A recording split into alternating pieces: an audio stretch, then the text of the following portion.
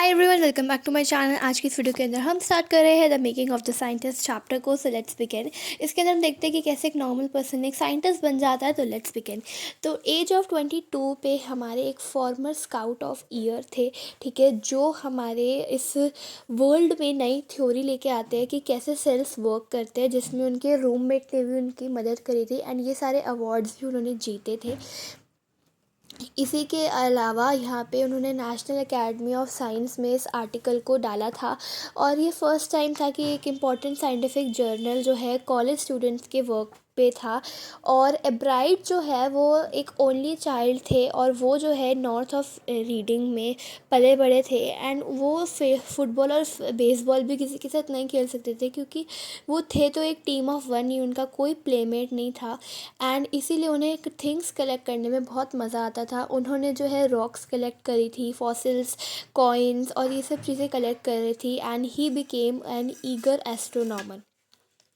ये सब जो चीज़ें उन्होंने करी थी ना, basically this was like hitting a home run. And इसी तरीके से उसके बाद वो जो है स्टार गेजिंग भी करा करते थे नाइट में। He was a very curious person to be honest. And also उनको एक ड्राइविंग क्यूरियोसिटी भी थी, जिसमें उनकी मदर ने इनकरेज किया था उनका इंटरेस्ट इन लर्निंग।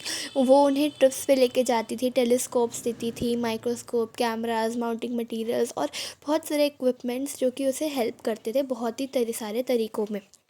और उसकी मदर कहती है कि मैं ही उसकी एक कंपेनियन थी जब उसका स्कूल स्टार्ट हुआ था। जब रिचार्ड 3rd ग्रेड में था तब उसके फादर तो इस दुनिया में नहीं रहे थे, तो उसके बाद रिचार्ड ही मेरी होल लाइफ था, ऐसा वो कहती है। और वो और उसका जो सन है वो हमेशा डाइनिंग रूम में जो है थिंग्स लर्न करते थे, फिज़िकल वर्क नहीं करते थे। एंड ब्राइट को भी लर्न करने में, पढ़ने में बहुत मज़ा आता था और वो जो है टॉप ग्रेड्स मिलाता था स्कूल में। और हर रोज़ तो वो एक एवरी अदर किड की तरह ही था, एक नॉर्मल किड की तरह ही था। और जब वो 2nd ग्रेड में था, एब्राइट ने लिटरली 25 स्पीशीज़ ऑफ बटरफ्लाइज अपने ही होम टाउन के अराउंड कलेक्ट कर ली थी। और उन्होंने जब 25 स्पीशीज़ ऑफ बटरफ्लाई कलेक्ट करी थी, अब उन्हें लगा कि भाई और नहीं बटरफ्लाई मैं कलेक्ट करूँगा। बट बाद में जब उनकी मदर एक ट्रैवल ऑफ मोनार्क 10 बुक लेकर आई थी, तब जहाँ पे बताया गया था कि कैसे मोनार्क बटरफ्लाइज माइग्रेट करती है सेंट्रल अमेरिका में, उनसे जो है उसका वर्ल्ड ऑफ साइंस ओपन हो गया था एंड वो ईगर ज़्यादा हो गया था। और बुक के एंड पे ये भी लिखा था कि जो भी बटरफ्लाई माइग्रेशंस को पढ़ना चाहता है वो आ सकता है। एंड डॉक्टर युगार्ड जो है उनके नाम का टैग बटरफ्लाइज में लगाकर बटरफ्लाइज को उड़ने के लिए भेज दो, जो भी टैग बटरफ्लाई को देखेगा वो उसे डॉक्टर युगार्ड की तरफ भेज देगा। बटरफ्लाई कलेक्टिंग सीज़न जो था वो 6 वीक्स तक रहता था लेट समर में। एंड अगर आप उन्हें चेज़ करने की कोशिश करोगे तो इतना तो चेज़ नहीं कर पाओगे। तो एब्राइट ने सोचा कि मैं जो है क्या करूँगा, एक बटरफ्लाई को, फीमेल बटरफ्लाई को रेस करूँगा, उससे एग्स लूँगा और उस लाइफ साइकिल के थ्रू उनके उसे पालूँगा एंड फिर उनमें डॉक्टर युगार्ड का टैग लगा के उन्हें जो है भेज दूँगा। एंड उनके बेसमेंट में ही उन्होंने ये सब चीज़ें करने का सोचा था। और इवेंचुअली वो मानते हैं कि मैं टैगिंग बटरफ्लाइज करने में लूज़ इंटरेस्ट कर गया था, बट फिर भी वो जो है उनके जो ईगर होता है वो बंद नहीं होता है। And this is the first paragraph whole. After that वो एक काउंटी फेयर में जाते हैं एंड वहाँ पे वो हार जाते हैं और वो स्लाइड से फ्रॉक टिश्यू लेके जाते हैं, जहाँ पे उन्हें समझ आता है कि एक नीड डिस्प्ले से कुछ नहीं होगा ना, रियल एक्सपेरिमेंट करने पड़ेंगे। जिस वजह से वो डॉक्टर उगार्ड को आइडियाज़ के लिए लिखते हैं एंड वो उन्हें आइडियाज़ मिल जाते हैं। जब उनका 8th ग्रेड का प्रोजेक्ट होता है तो वो सोचते हैं कि कैसे मोनार्क कैटरप्लाइज किस डिसीज़ से मर रहे हैं वो जानते हैं। एंड वो उन्हें लगा कि वो बीटल की वजह से हो रहा है, तो उन्होंने प्रेजेंस ऑफ बीटल में कैटरप्लाइज को रेस करने की कोशिश करी। Although it was not so successful, but वो फिर भी जीत गए। नेक्स्ट ईयर के साइंस फेयर प्रोजेक्ट में उन्होंने थ्योरी टेस्ट करी कि जो विसोरा बटरफ्लाइज होती है वो मोनार्क को कॉपी करती है। एंड ऐसा माना जाता है कि विसरॉयज़ जो है उनका टेस्ट अच्छा लगता है बर्ड्स को, बट मोनार्क्स का नहीं लगता है।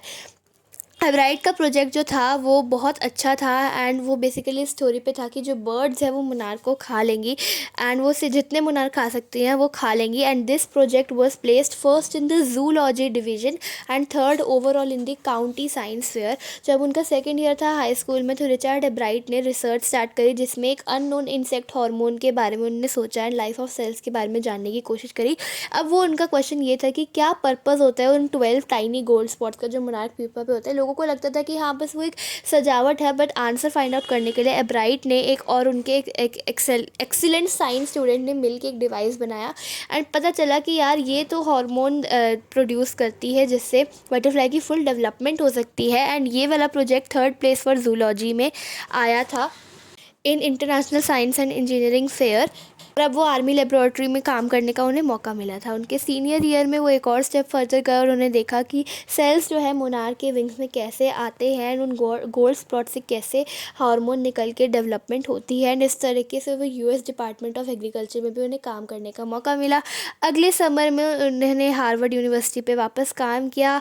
1.5 साल बाद उन्होंने केमिकल स्ट्रक्चर ऑफ हार्मोन पे भी रिसर्च करी एंड उन फोटोज़ को देखने के बाद उनको ये लगा कि अब मैं जो है रीड कर अब से ये समझ पाऊँगा कि सेल कैसे ब्लूप्रिंट ऑफ डीएनए रीड करते हैं। तो बेसिकली एक सेल होता है, उसके अंदर न्यूक्लियस के अंदर डीएनए होता है एंड वो उन्होंने ये फाइंड आउट किया कि सेल कैसे उस डीएनए को रीड करते हैं।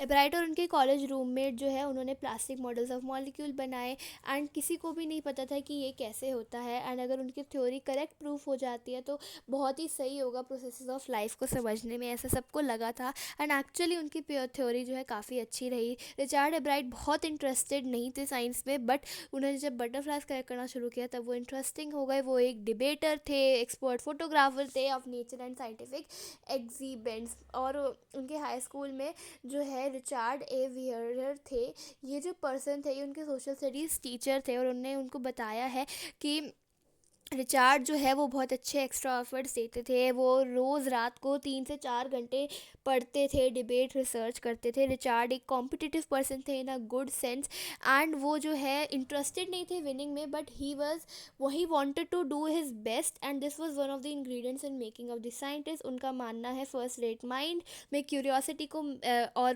विल टू विन को जब आप प्लस कर दोगे तो वो इंग्रेडिएंट्स बन जाएगा। And this was the quality of a brand. This is how he was made into a scientist. I hope you like. Thanks for watching and bye bye.